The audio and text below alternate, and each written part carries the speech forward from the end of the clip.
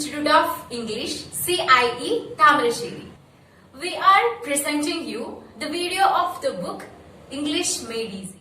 The book has been authored by K.P. Shivadasan, Director, Central Institute of English. The book has been revised by Professor P. Vasudevan Unni, retired HOD of English and Principal, Gurudayappa College, Kozhikode, and prefaced by Professor P. R. Gopalakrishnan, retired HOD of English, Government Independent College, Talaksheri, and Principal, Government College, Madapalli, Vadayara.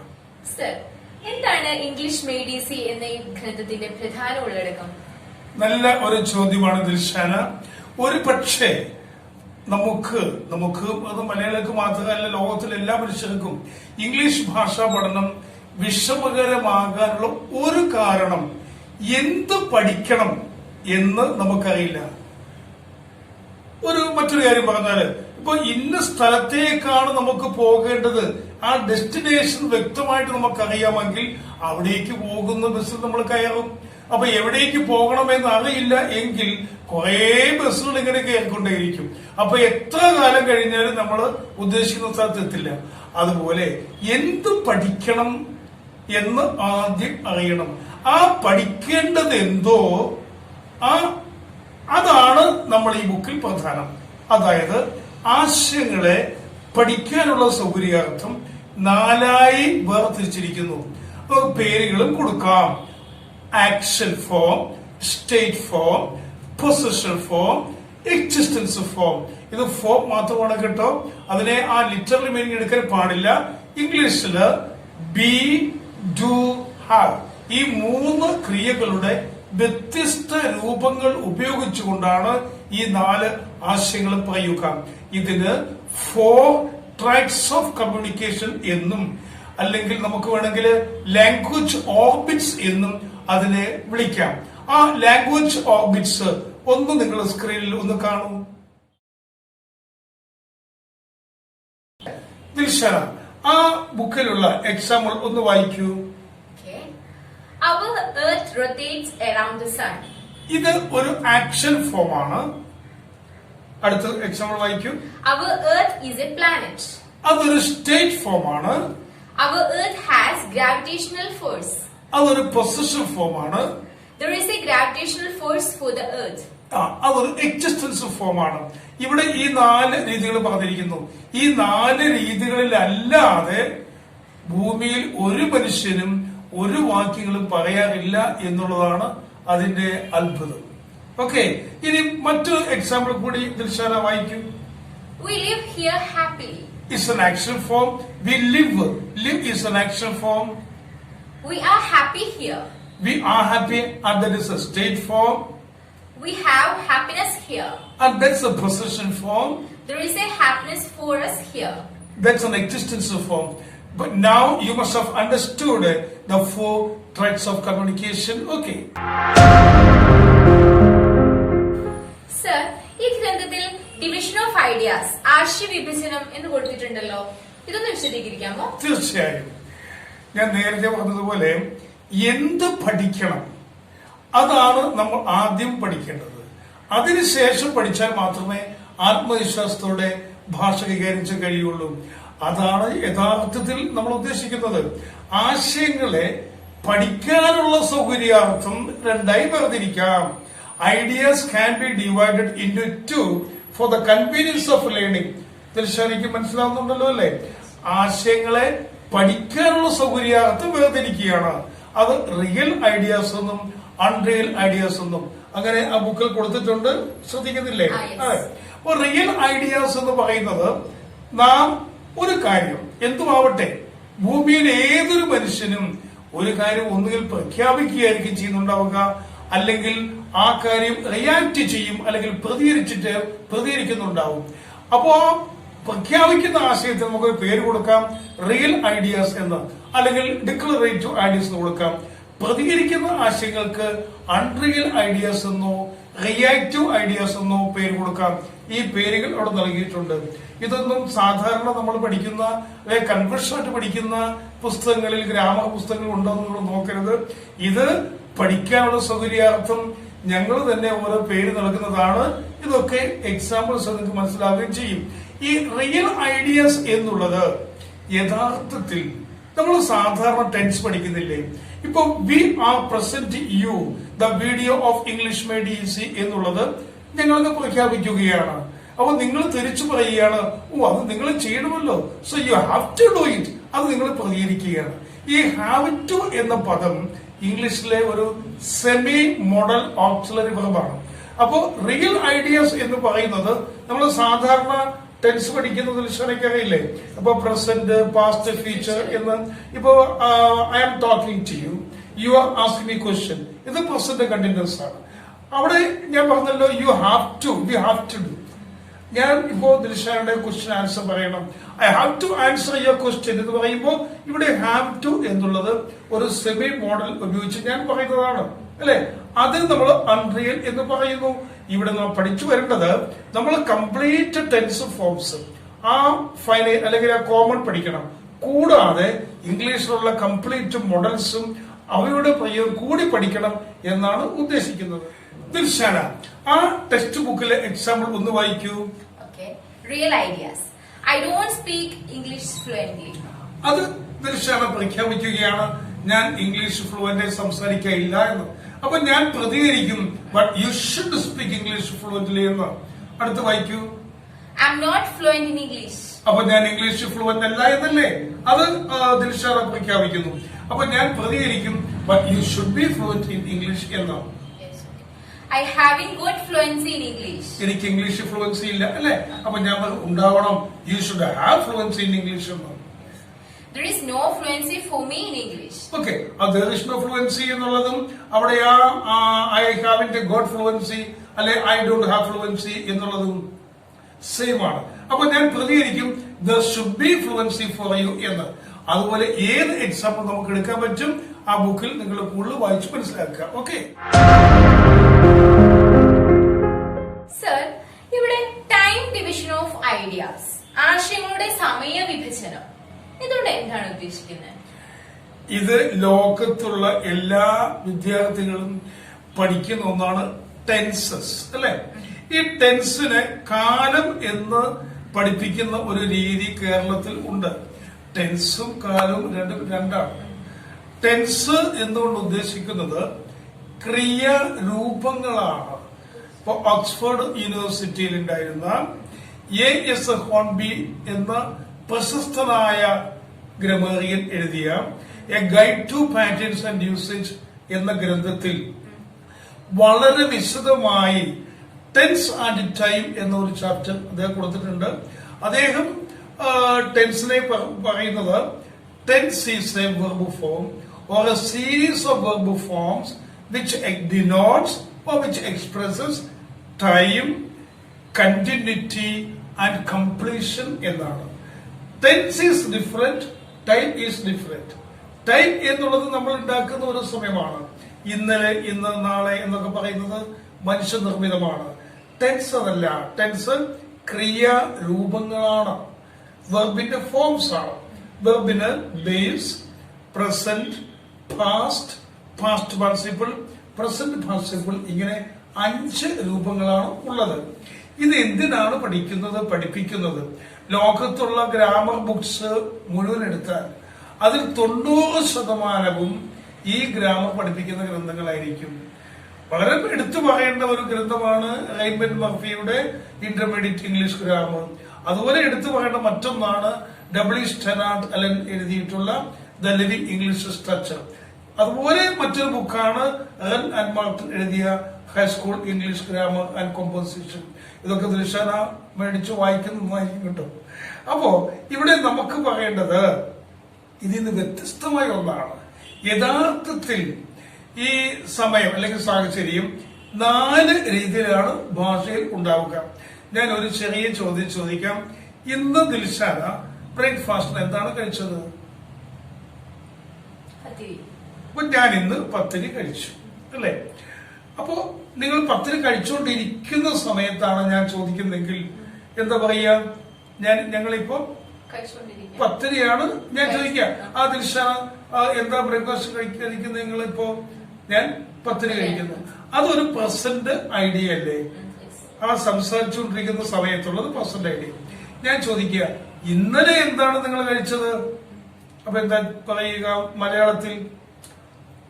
ഞങ്ങൾ ഇന്നലെ പത്തിരി ദോശ പറയും. ഞങ്ങൾ ഇന്നലെ ദോശയാണ് കഴിച്ചത്. അപ്പൊ ഞങ്ങൾ ഇന്നലെ ദോശയാണ് കഴിച്ചത് എന്നാണ് മലയാളത്തിൽ പറഞ്ഞത്. ഇപ്പൊ ഞങ്ങൾ പത്തിരിയാണ് കഴിക്കുന്നത് എന്നാണ്. അത് ഇംഗ്ലീഷ് വരുമ്പോ use we are having pathiri today, we had dosa yesterday. ഇനി നാളെ എന്തായിരിക്കും നിങ്ങൾ കഴിക്കുന്നുണ്ടാവുക? ഒരു ഏകദേശം എന്തെങ്കിലും ഒരു ആഹാരം. നാളെ ഞങ്ങള് പുട്ട് കഴിക്കും അല്ലെ? അപ്പൊ നാളെ ഞങ്ങൾ പുട്ട് കഴിക്കും എന്നാണ് പറഞ്ഞത് അല്ലെ? കഴിക്കും. That means we shall eat puttu today. പുട്ടിന്റെ ഇംഗ്ലീഷ് പുട്ട് തന്നെ മതി കേട്ടോ. ഇനി അപ്പൊ മൂന്നെണ്ണായില്ലേ? അപ്പൊ ഞങ്ങൾ ഇപ്പൊ കഴിച്ചുകൊണ്ടിരിക്കുന്നത് വി ആർ ഈറ്റിംഗ് അല്ലെ? We are having pathiri now അല്ലെ? Today we had dosa yesterday and we shall have puttu tomorrow. Okay, നാളെ പുട്ട് കഴിക്കുന്നു അല്ലെ? അപ്പൊ ഞാൻ ചോദിക്കും, നിങ്ങൾ സാധാരണ എന്താണ് കഴിക്കാറുള്ളതെന്ന് ചോദിക്കൂലേ? അപ്പൊ നിങ്ങൾ എന്ത് പറയും? സാധാരണ ദിൽഷാന എന്താണ് നിങ്ങളുടെ വീട്ടില് ബ്രേക്ക്ഫാസ്റ്റ്? പത്തിരിയാണ്. അപ്പൊ സാധാരണ ഞങ്ങൾ പത്തിരി തന്നെയാണ് കഴിക്കാറുള്ളത്. ആ വെർബിന്റെ ഫോം അറിയണ്ടോ? അപ്പൊ ഇംഗ്ലീഷ് ആണെങ്കിൽ വി യൂഷ്വലി ഈറ്റ് അല്ലെ? വി യൂഷ്വലി ഹാവ് പത്തിരി അല്ലെ? അപ്പൊ വി യൂഷ്വലി ഹാവ് പത്തിരി എന്ന ഒരു ഭാഗം കൂടിയുണ്ട്. ടെൻസ് പഠിക്കുമ്പോൾ നമ്മള് പാസ്റ്റ്, പ്രസന്റ്, ഫ്യൂച്ചർ പഠിക്കും. യഥാർത്ഥത്തിൽ അങ്ങനെയല്ല, ഇത് കൂടിയുണ്ട്. ഏത്? ഹാബിച്വൽ എന്നൊരു ഭാഗം കൂടിയുണ്ട്, പതിവായി. അതാണ് ടൈം ഡിവിഷൻ ഇവിടെ ഉദ്ദേശിക്കുന്നത്. അത് ഓരോന്നിനും എക്സാമ്പിൾ ഉണ്ട്. ഒരു എക്സാമ്പിൾ ഞാൻ തന്നെ പറയട്ടെ. ഞാൻ സാധാരണ 5 മണിക്ക് എഴുന്നേക്കാറുണ്ട്. I wake up at 5. യൂഷ്വലി പറയേണ്ട ആവശ്യമില്ല. അല്ല, അവിടെ ചേർത്ത് പറയുവാണെങ്കിൽ usually I usual wake up at 5. 5 മണിക്കാണ് എഴുന്നേക്കാറുള്ളത്. ഇപ്പൊ സമയം 4 മണിയായിട്ടുള്ളൂ. Now it is 4 o'clock. I am waking up. ഞാൻ ഇപ്പോൾ എഴുന്നേൽക്കുന്നു 4 മണിക്ക് അല്ലെ? അങ്ങനെ ഞാൻ ഇന്നലെ 5 മണിക്ക് തന്നെ എഴുന്നേറ്റ്. I woke up at 5 yesterday. അതേപോലെ നാളെ എനിക്ക് ഒരു കാര്യമുണ്ട്. അപ്പൊ നേരത്തെ എഴുന്നേക്കേണ്ടതുണ്ട്. I have to wake up at 4 o'clock tomorrow. അപ്പൊ ഇവിടെ 4 എണ്ണം ഞാൻ പറഞ്ഞില്ലേ? ഞാൻ സാധാരണ I usually wake up at 4. I usually wake up, അവിടെ വേക്കപ്പ് എന്നാണ് അല്ലെ? ഐ വോക്കപ്പ് അറ്റ് 5 യെസ്റ്റർഡേ, അവിടെ വോക്കപ്പ് എന്നായി അല്ലെ? ഇനിയും ഇപ്പോ ഐ ആം വേക്കിംഗ് അപ്പ്, ഇപ്പോൾ ആം വേക്കിംഗ് അപ്പ് എന്ന് വന്നില്ലേ? അതുപോലെ I have to wake up at 4 tomorrow, അത് മാറിയില്ലേ? ഇവിടെ 4 സമയത്തും ക്രിയയുടെ രൂപത്തിന് മാറ്റം വരുന്നു.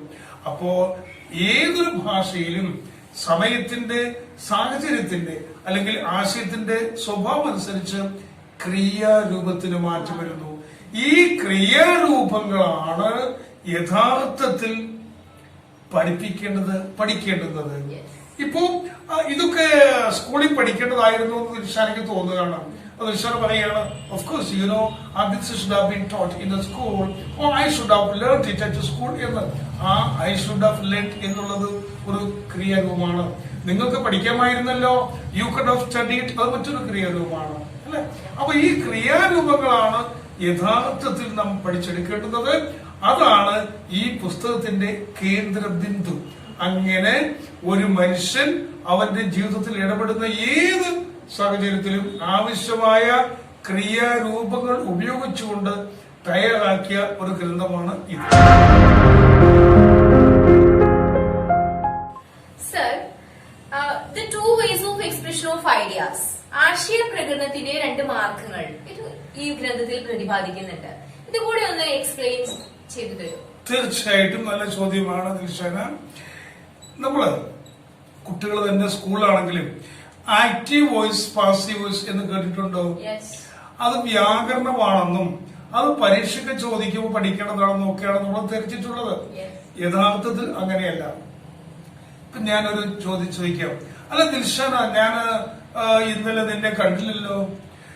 ഞാൻ നിന്നെ ഇന്നലെ കണ്ടില്ല, അല്ലെ നിന്നെ ഈയിടെ കാണാറില്ല. ഒരാൾ പറയാണ്. ദിൽഷാനോടൊരു സുഹൃത്ത് ചോദിക്കുകയാണ്, അല്ല ദിൽഷാന നിന്നെ ഈയിടെയായിട്ട് കാണാറില്ലല്ലോ, നിന്നെ ഈയിടെയായി കാണാറില്ലല്ലോ. ഇവിടെ ആര് കാണാറില്ലെന്നാ പറയുന്നത്? പറയൂ, ആര് കാണാറില്ല? പറയുന്ന ആൾ അങ്ങനെ പറയുന്നില്ലല്ലോ. നിന്നെ ഈയിടെയായി കാണാറില്ല. അവിടെ നമ്മൾ എന്തും ആരെ പറ്റി പറയുന്നില്ല, ആരാണ് കാണാറില്ല എന്ന് പറയുന്നില്ല. മറ്റൊരു ഉദാഹരണം, സ്കൂളുകളിൽ, നമ്മുടെ കേരളത്തിലെ സ്കൂളുകളിൽ 3 ഭാഷകൾ പഠിപ്പിക്കുന്നുണ്ട്. ആര് പഠിപ്പിക്കുന്നുണ്ട്? പഠിപ്പിക്കുന്ന ആരാണ്? ടീച്ചേഴ്സാണ്. അപ്പൊ ടീച്ചേഴ്സ് പഠിപ്പിക്കുന്നുണ്ടെന്ന് പറയേണ്ട ആവശ്യമുണ്ടോ? ഇല്ല. അതുപോലെ ഇന്നലെ ഒരു കള്ളനെ അറസ്റ്റ് ചെയ്തു. ആര് അറസ്റ്റ് ചെയ്തു എന്ന് പറയേണ്ട ആവശ്യമുണ്ടോ? ആവശ്യമില്ലല്ലോ. ഇല്ല. അപ്പൊ ഇവിടെയൊക്കെ പ്രവൃത്തി ചെയ്യുന്ന വ്യക്തിക്ക് പ്രാധാന്യമില്ല.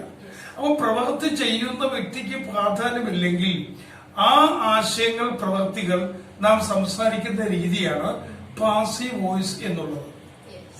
നമ്മുടെ ഗ്രന്ഥത്തിൽ ആ പാസീവ് എന്ന വാക്കിന് പകരം ഒബ്ജക്റ്റീവ് എക്സ്പ്രഷൻ എന്ന് കൊടുത്തിട്ടുണ്ട്. കണ്ടില്ലേ? അതുപോലെ ഇപ്പൊ നമ്മളിപ്പോ ഇംഗ്ലീഷ് മെയ്ഡ് ഈസി എന്ന പുസ്തകത്തിന്റെ വീഡിയോ പ്രസന്റ് ചെയ്യാണല്ലോ.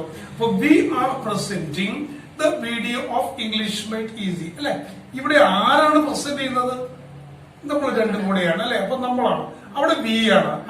അപ്പൊ ആ പ്രവൃത്തി ചെയ്യുന്ന വ്യക്തി അല്ലെ വ്യക്തികളെ കുറിച്ച് പറയുന്നുണ്ട്.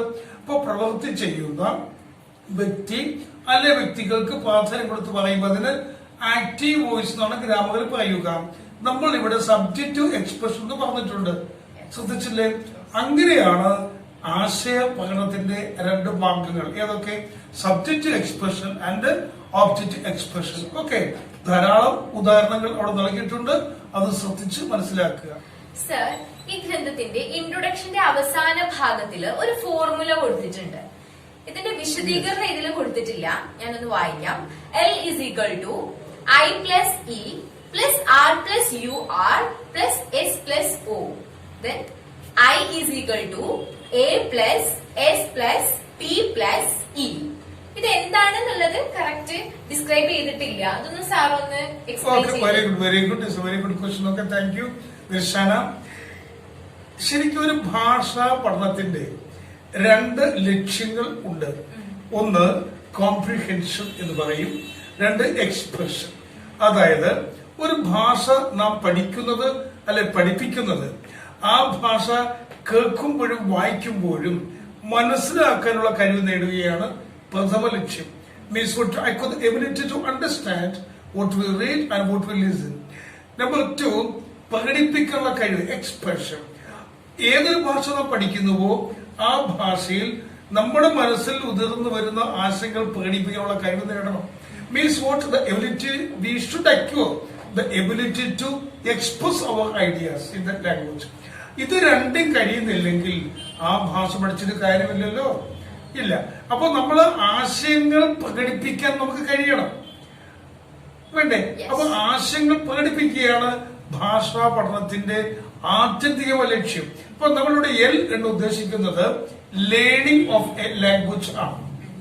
അപ്പൊ learning of a language is equal to I plus E. I for ideas, E for expression. അപ്പോ ആശയങ്ങളും അവ പ്രകടിപ്പിക്കുന്ന രീതികളും പഠിക്കുകയാണ് ഭാഷാ പഠനം. പ്ലസ് എന്താണ് കൊടുത്തത്? R plus UR. അത് ഞാൻ ഓൾറെഡി എക്സ്പ്ലെയിൻ ചെയ്തിരുന്നു. അപ്പൊ ആശയങ്ങളെ 2ആയി വേർതിരിക്കുന്നു, real ideas and unreal ideas. Very good. അടുത്തത് എന്താണ്? എസ് പ്ലസ് ഒ അല്ലേ? അത് നമ്മൾ പറഞ്ഞിരുന്നല്ലോ.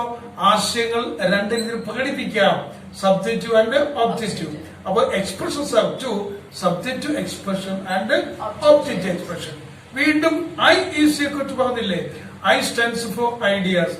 ആശയങ്ങളെ 4ആയി നമ്മൾ വേർതിരിച്ചിരുന്നു. ഏതൊക്കെ പറയൂ? Action, state, possession and existence. ഇത്രയുമാണ് ഈ ഗ്രന്ഥത്തിൽ നൽകിയിട്ടുള്ളത്. ഈ ഫോർമുല അനുസരിച്ച് ലോകത്ത് ആദ്യമായി തയ്യാറാക്കിയ ഒരു ശാസ്ത്രീയമായ ഗ്രന്ഥമാണ് യഥാർത്ഥത്തിൽ ഇംഗ്ലീഷ് മെയ്ഡ് ഈസി എന്ന നമ്മുടെ ഈ ഗ്രന്ഥം. ഓക്കെ, അപ്പൊ നമ്മളിപ്പോൾ പറഞ്ഞ ഈ പഠന സിദ്ധാന്തത്തിന്റെ പൂർണ്ണമായിട്ടുള്ള അവകാശം ഈ പുസ്തകത്തിന്റെ ഗ്രന്ഥകർത്താവായിട്ടുള്ള KP ശിവദാസനിൽ നിക്ഷിപ്തമാണ്. ഇനി വരുന്ന എപ്പിസോഡുകളിൽ നമുക്ക് ഓരോ പാഠഭാഗങ്ങളായിട്ട് പഠിക്കാം. Okay, by.